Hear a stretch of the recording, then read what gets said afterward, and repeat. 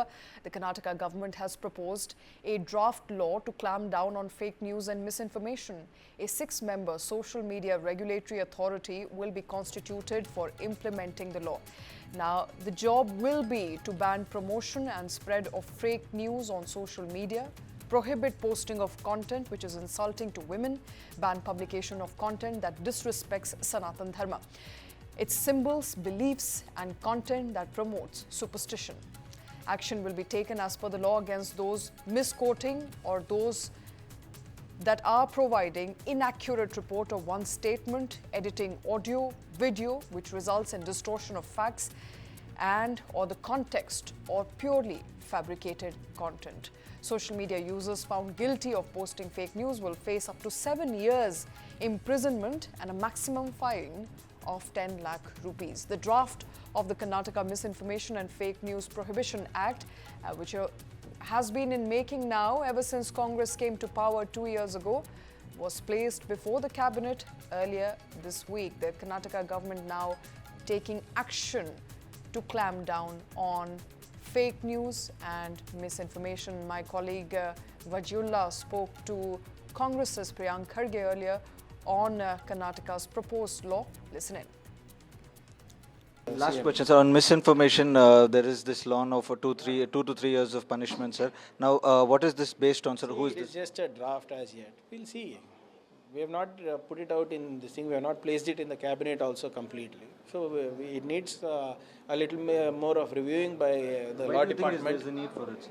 Don't you think there's a need for it? When all data point towards India as the misinformation capital, we are number one in misinformation in the world.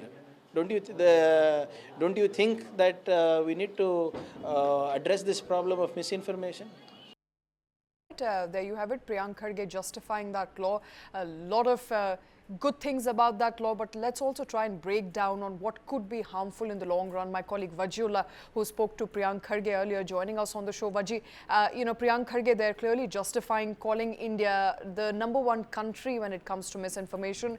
I'm not sure where he's drawing that information from, but fake news continues to be a concern. But Shraddha, I also asked him the same thing off a camera. Where did he get this data from? And he said this is the data of the World Economic Forum. So that is where he said that India is famous for its misinformation. But we have seen cases in the past where a lot of people have been misled with a lot of information, especially during COVID. We had also seen the army also telling us that most of the time went in debunking misinformation. And lately, yes, misinformation, fake news, malinformation, all these things have become a threat and a difficult task for the government to tackle. And that is where the Karnataka government has decided to be the front runner when it comes to tackling this menace. And that is why they have decided to come up with something, come up with a law. And right now, when we spoke to Priyank Kharge, he said right now it's in its draft stage. They are mulling over the idea because lately, fake news not just damages our own ecosystem where we are a part of the entire news circle, and it also brings in a lot of problems to the general public also because they tend to believe what that fake news is.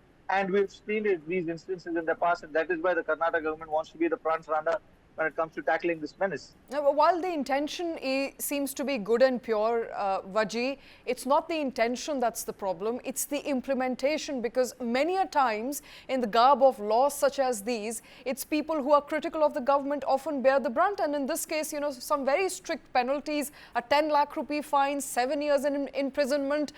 It's going to be tough on those perhaps who disagree with the government and the government believes they are misinforming people.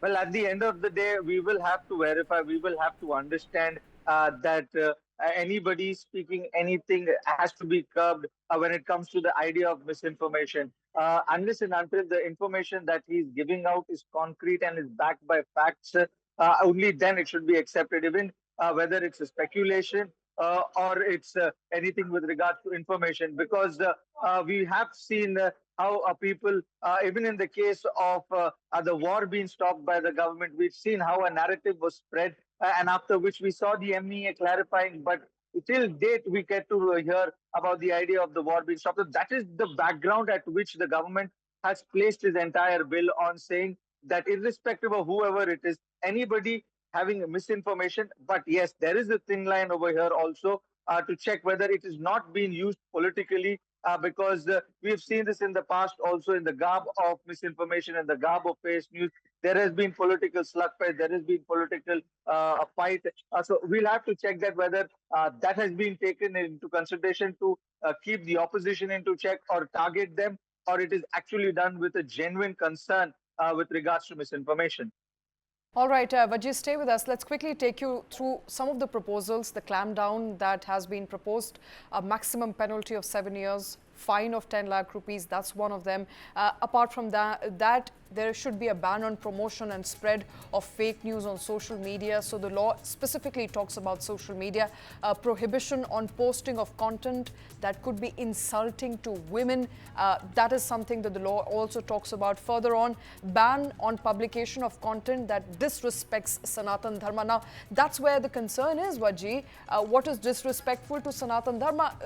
It actually is a very precarious line to take, because for somebody it could be genuine criticism and the government could interpret it as disrespectful to a certain religion. Well, absolutely, Shweta. Even if you look into our constitution, there is a thin line when it comes to what is freedom of speech and how that could be curbed also. Because what is the freedom of speech for me may not be for the other person, and what is freedom of speech for him may not be for me. And that is where the clash happens with regards to misinformation also. What he might think right may not be the actual truth. So keeping all these scenarios in mind, the government has therefore decided to come up with a draft to see how they can come up with a plan with regards to tackling this. What are the feasibilities? And that is why what they have done right now is narrowed down a few things, which is women's safety, the idea of Sanatan Dharma. The whole purpose is to make sure that nobody is caught disrespecting each other.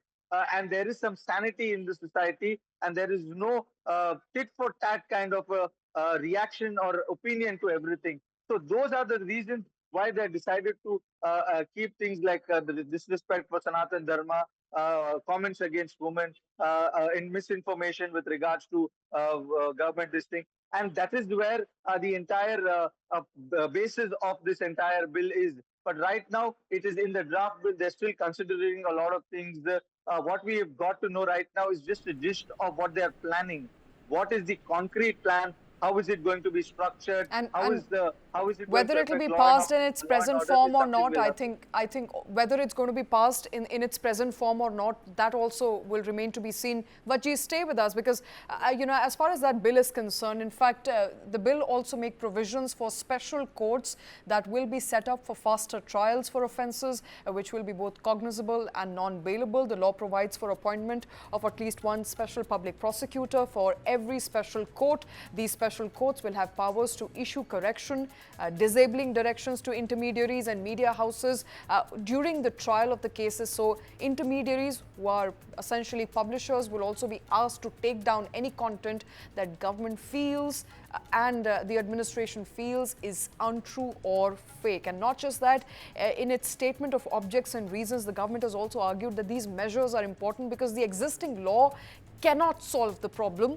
At present, there are about 27% of India's population that uses internet, and India has the second largest number of internet users in the world after China. So today, social media is a big force and must be used in the right manner. And therefore, this law will come into effect once it's passed. It's currently in its draft stage. And shifting focus now, H.K. Patil has pulled up his own government for apathy in legal mining cases in Karnataka. The Karnataka Law Minister H.K. Patil has sharply criticized his own government over the slow progress made in investigating illegal mining cases. Only 7.6% of all illegal mining cases have been investigated, Law Minister H.K. Patil said in a scathing letter to Chief Minister Siddaramaiah, lamenting that the government has not done enough to punish the culprits and recover the lost money. He also blamed administrative apathy and a treacherous bureaucratic mindset for the delays. In fact, Patil, who headed a cabinet subcommittee between 2013 to 2018 to expose the illegal mining scam, said that many cases are being buried in files with little action taken. He also reminded the Chief Minister of the 320-kilometer foot march to Bellary in 2010 to protest illegal mining and highlighted how the criminal proceeds from the scam have influenced elections and political power in the state for over 2 decades now. Patil urged the government to act quickly, recommending appointment of a recovery commissioner, formation of a new special investigation team, and the creation of a special court to fast-track trial. He concluded by saying that there is still time to take decisive action and address this long-standing issue. So there you have it, the Law Minister there, H.K. Patil, writing a very scathing letter to Chief Minister Siddaramaiah. Vajula continues to be with me. Vaji, an embarrassment for the Siddaramaiah government by the way of this letter.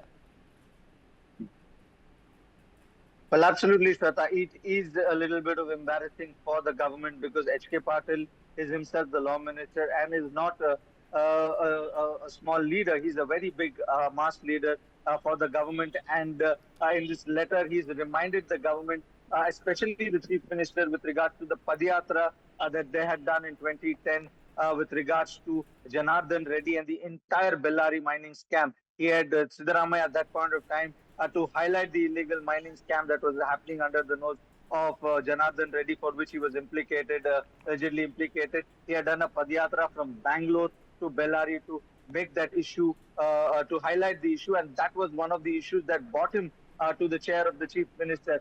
And it's been 15 years since then. We've only seen a very few people who have been implicated in the entire scam, one being Janardhan Reddy himself. But there were other players also in the entire scam. There were other mining barons who were also a part of that. Some of them a part of the government also. But there have not been any action so far. We've only seen a bubble over the entire Janardhan Reddy case. But the other cases have not seen any justice, and that is what H.K. Patil is trying to highlight in this particular issue. And today, when the reporters also spoke to him, he clearly said that he will continue to highlight, irrespective whether it's his government or not.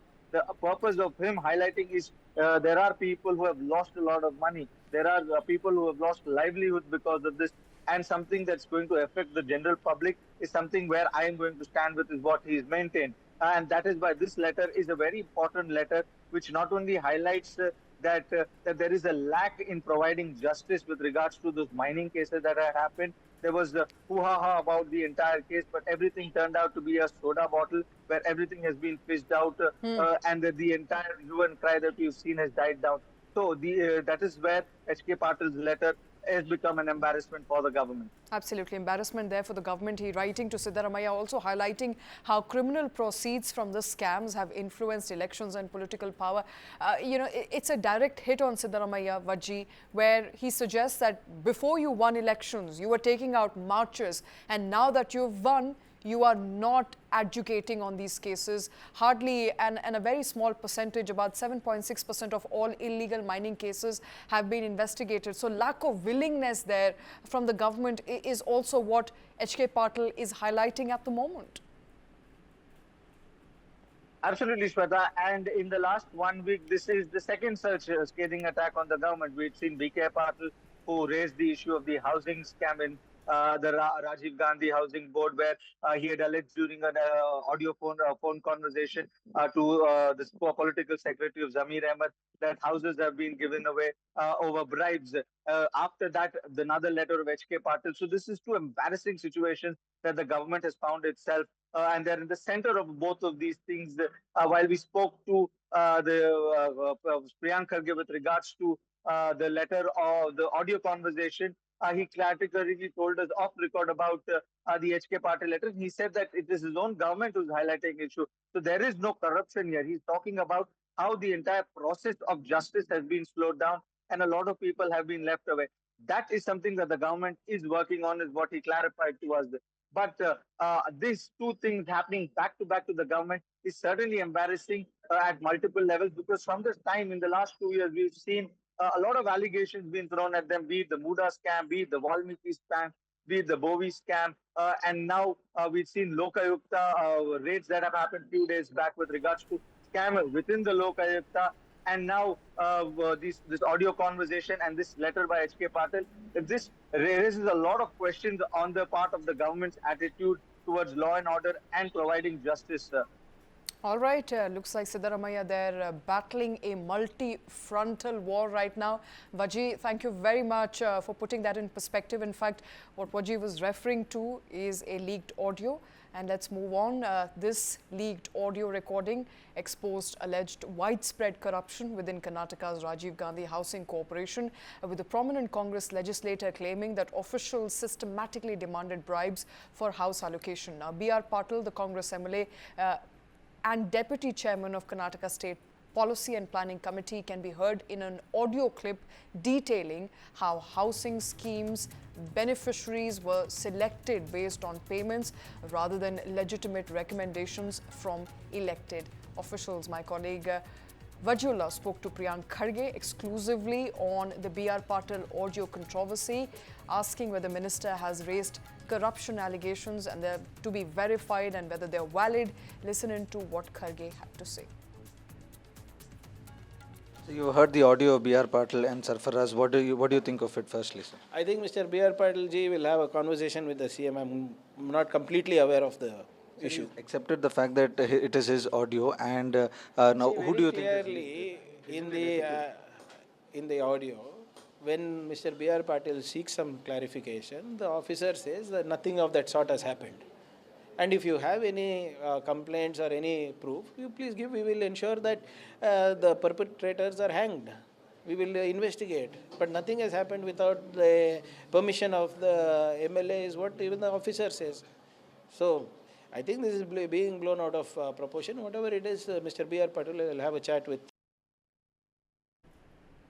And moving on, days after allegedly denying clearance, Karnataka Chief Minister Priyank Kharge has now finally received the MEA approval for his US visit.